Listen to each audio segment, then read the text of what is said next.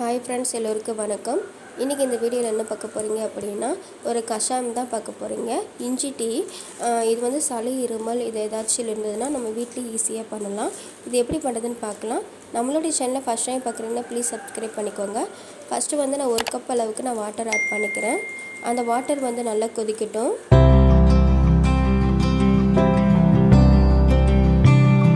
கொதிச்சதுக்கப்புறமா நான் இஞ்சி ஆட் பண்ணிக்கிறேன்.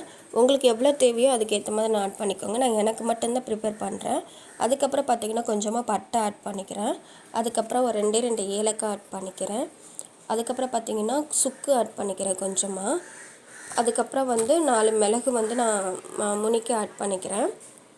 அதுக்கப்புறமா ஒரு 5 துளசி ஆட் பண்ணிக்கிறேன் நான்.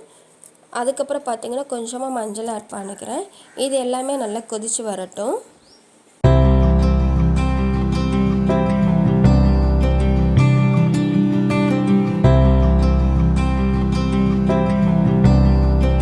அப்புறம் பார்த்திங்கன்னா எனக்கு இனிப்பு வேணுங்கிறதுக்காக கொஞ்சமாக நான் நாட்டு சக்கரை ஒரு டேபிள் ஸ்பூன் ஆட் பண்ணிக்கிறேன்.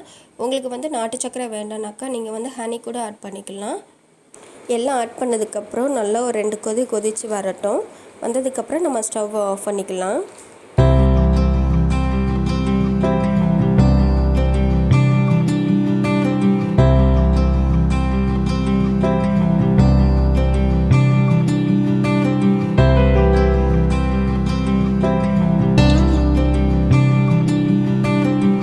இஞ்சி டீ வந்து ரெடி ஆகிடுச்சு. இதை வந்து நான் ஒரு கிளாஸில் ஆட் பண்ணிக்கிறேன். இது கூடவே நீங்கள் கொஞ்சமாக லெமன் ஜூஸ் கூட ஆட் பண்ணிக்கலாம். அதுவும் ரொம்ப நல்லது தான்.